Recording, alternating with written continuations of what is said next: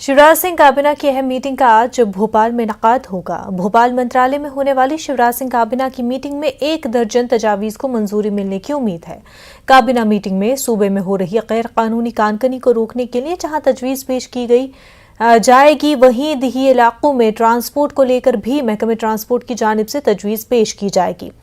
काबीना मीटिंग में सीधी के कोतरकलां में आरएसएस को जमीन देने की तजवीज पर भी गौर किया जाएगा।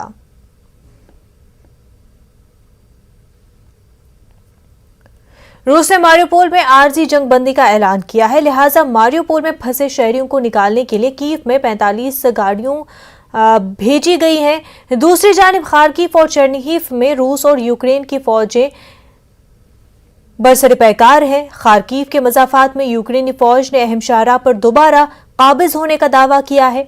उनका दावा है कि इस कामयाबी से रूस की शहर पर गिरफ्त कमजोर होगी।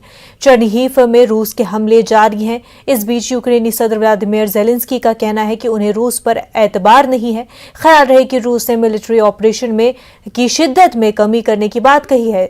ज़ेलेंस्की के मुताबिक कीव और खार्किव में नाकामी के बाद अब रूस की निगाह डोनबास पर है।